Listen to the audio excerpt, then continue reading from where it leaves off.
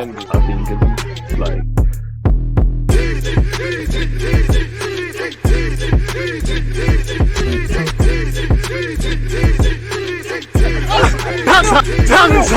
People deluded, I'm back again. Come on, Ian. Come on. One love for that, Ian Wright. People deluded, I'm back again. Now, allegedly, Erik Ten Hag has taken a shot at Arsenal people and bemoaned the fact that we've had all our players fit and obviously begrudged the fact that he hasn't, more or less, people.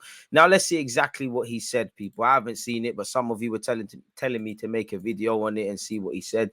Again, we live in a day and age of hyper headlines and things, so what he said here and what he's actually said up could be two different things. But I like you, Ten Hag, so I hope you ain't moved mad. But Erik Ten Hag snipes at Arsenal as he bemoans Manchester United's injury woes, but statement ignores fitness nightmare of other rivals. So if that is true, it's completely contradictory from Erik Ten Hag, because, for instance, you've had a better time with injuries no matter what you say. When you look at a team like Liverpool, in life, somebody's always got it better, somebody's always got it worse. So keep perspective. And also, if he's drawn us out, are you really going to be upset that we've kept players fit? Not that we haven't had injuries issues of ourselves. You know, what are our injury prevention dons doing that you're not doing? What is our manager doing in training that you're not doing?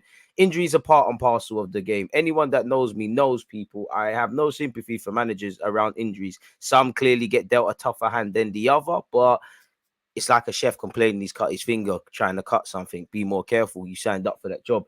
He said, when you see all season we have had some setbacks, every time we've dealt with it. Fair enough. I like you, Ten Hag. It's all about, as much as I can like a pagan manager, it's all about the players who are available. And every time there's a team on the pitch who deals with it. In just one game, we've had the squad available totally, and I was able to pick my team from a tactical approach perfectly. That was against Manchester City at home this season. Every other time, it's been one player suspended, injured, or unavailable through illness. You can't prevent illness. Injuries can be prevented on some occasions, but largely you can't. Suspension, like with Casemiro, you play silly games, you win silly prizes. But I don't think he said anything wrong. I take myself back to Mikel Arteta. I remember when Arteta had a tough hand with injuries, really, and even tougher hand than last season. We can't complain, for example, from an Arsenal perspective, that Spurs, obviously it's more than that, but a large part as to why Spurs got top four at Arsenal's expense away from us crumbling was they had players fit and they obviously signed one or two. We didn't do either of the two, or unable to keep players fit, to which we were relying on El Nene, Cedric and holding Newcastle away and against Spurs in that game. Either tell you know, obviously the owner's situation at United's a bit mad. Either change your approach in training, ask your players to be more sensible on the pitch, liaise with the medical staff and the rehabilitation staff and all them guys to prevent injuries. Obviously, Ten Hag is in his first year of a project. I don't know how intense or not intense his training sessions are, but there may be his teething problems in that regard. It's completely different football from Jurgen Klopp, but Jurgen Klopp having a hell of a tough time with injuries right now. But when he first arrived at Liverpool, because of the high intensity and things like that, Arsenal, by no stretch of the imagination, have had anything wrong. I feel like getting the 50 Cent meme out, because what did we do? Yeah, like, bro, beef Klopp, don't be fast. You lot beat us when you lot beat us at Old Trafford. We rocked up with Lokonga without Thomas Partey. We had injuries. Let's not forget Gabriel Jesus has missed about 15 games. Nonetheless, people, signing of the season, they were saying before Zinchenko's had a knock as well. Smith Rowe in August, first name on the team sheet, arguably off the back of what him and Saka did last season, hasn't been fit. Forced Arteta to rethink. How do we know Arteta wanted to walk into August with Martinelli starting? I don't know. I'm playing devil's advocate. Who knows?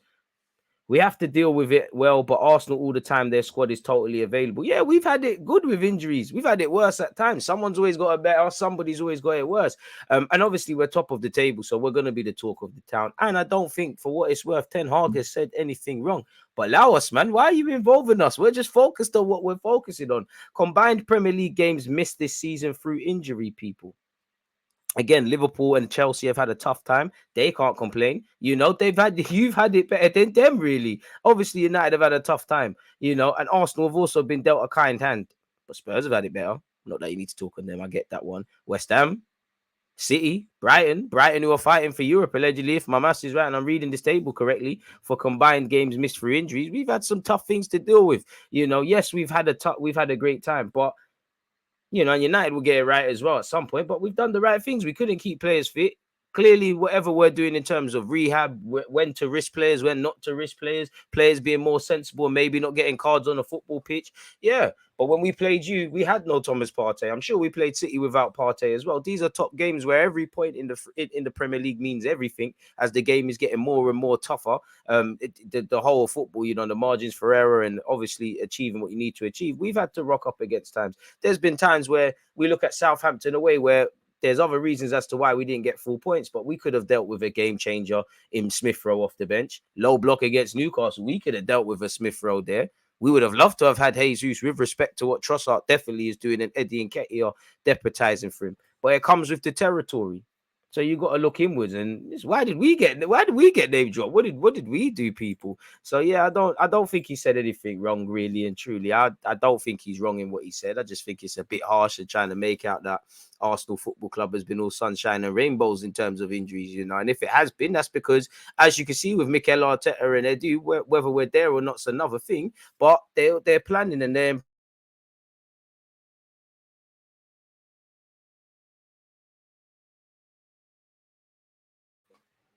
apologies for any technical difficulties. When I kind of break it down, people, I don't know what's going on there. I think it's heavy rain, but and I thought of some more thoughts. As I said, Ten Hag, I don't think his comments are wrong, but there has been times for Arsenal, different games have called for different match winners, different game changers. There was even a point this season where we couldn't, we had to, in top of Arsenal playing well this season, and I make no excuses because there is none to have.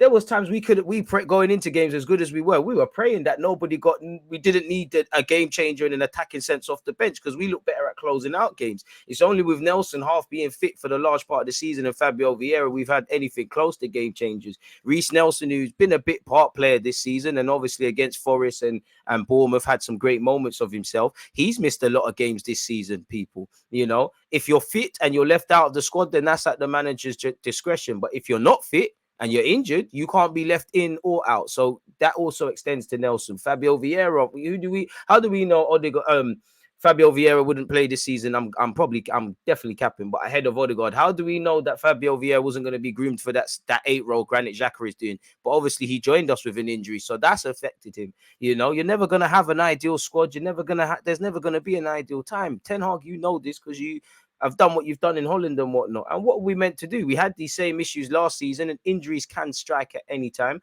And we've learned from it. There'll be seasons where, God forbid, but we have massive injuries like Liverpool and Chelsea and so on and so forth. Just like we'll have better and worse seasons on a football pitch. This just comes with the territory. He is right. United have had several players out, but maybe they've got to look internally with respect to the owners and what's going on and employ people who can kind of mitigate against this, because we've also had players playing with injuries as well.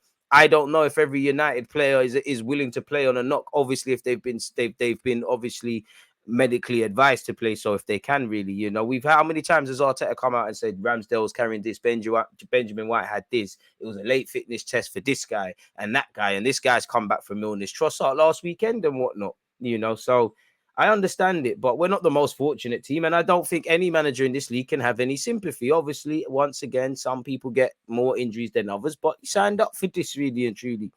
It is what it is, really. In the same way, we've had to play numerous games. I've wrote some notes down. When we played, Thomas Partey's been fit as he can be, but he's missed 5 games, including 2 top 6 clashes against Manchester United and Manchester City. Obviously, if we had him, it could have been a different scenario, but our top player couldn't be available, which is a crucial moment. These are the games that decide the season, arguably. We can't have any complaints because you either keep the man fit or you have somebody else in place. Whether we did or didn't do that, check the results, innit? Jorginho's had to play with an illness. Fabio Vieira hasn't got his season started. Smith Rowe has played a bit part role. El Nene, for example, has missed 12 games. He's not expected back this season. He missed 5 of the 6 Europa League games initially. 5 of the 6 Europa League games with injuries. Allegedly, transfer mark says there. That could be cap as well. But he's missed a large part. He's missed 18 Premier League games due to injury, really. Gabriel Jesus has missed 15, including crucial games against Liverpool and United yourselves, where we got the job done. Credit to everybody involved, but we would have loved to have had Jesus available for such. Not Liverpool, sorry. There's definitely another game that I don't know why transfer mark says that because he was there against Liverpool. We didn't have him at Anfield, so I'm not too sure. But you get the point. He's missed another big game. So injuries are not exclusive to Man United, to Arsenal, whoever. We're now missing Eddie Nketiah as well, and arguably, as you know, the less options you have, the more you have to play certain players. So we've done all right. Apparently, Smith Rowe, looking at transfer mark, has only played 181 minutes this season, 10 across 10 appearances. And he's got 91 appearances, I think, for Arsenal Football Club. He probably would have got 91, probably would have got 100 this season, and probably will, to be fair, but you never know. And that, once again, let's remember Smith Rowe was one of the first names on the team sheet, arguably one of our match winners, a big part as to why we get 3 points. We had to rework shifts, and he's missed some big games this season as well. Chelsea, Liverpool, Spurs. He's missed it. They're lucky, Smith Rowe is Mr. Chelsea away. At times, there's been times we've struggled to break down low blocks, and Smith Rowe could have been potentially utilised. Reece Nelson, who's been a match winner himself of sorts, people. How long this season, at points this season, we went without any genuine attackers on that bench if things went wrong. Now, crucially, we've been doing what we're doing. The goals have been spread it out. Nelson has missed 14 games, and it's tough for him. At times, there's been no Tomiyasu, really. He missed the first game of the season, Crystal Palace away, where hindsight, we made it light work. Nobody wants to play Crystal Palace away. It's a scary game. Chelsea away, Wolves away as well. And I'm sure that Wolves away fixture is the same one. Granit Xhaka fell ill. And there was even times last season, that actually Tavares, this guy, that guy came into the team and we done all right. So it's how you live or die. Other players need to step up. Obviously, I feel a bit sorry for Ten Hag because United have spent a lot of money, but you need the ownership. You're looking today, Stan Kroenke's further investing in the club in terms of the new role, backing Arteta. I don't know if the Glazers necessarily back him. United have spent a lot of money, but if you just look at their neighbours, Manchester City, in all aspects, they're bullying Man United in terms of the training facilities, all of these sort of things. And Ten Hag can have all the ideas he wants. If he's not backed, then it doesn't really go there, really. It doesn't go further than that. But don't think he's wrong, but I thought he was a bit harsh. But nonetheless, that's all I've got to say, people. Again, someone asked me to do a vid on this, so I thought, why not, really. But I don't think anyone can complain about injuries. Anyways, please smash the like button, comment your own opinions. I'm out. There's always just that active red flag, defending. I think it's like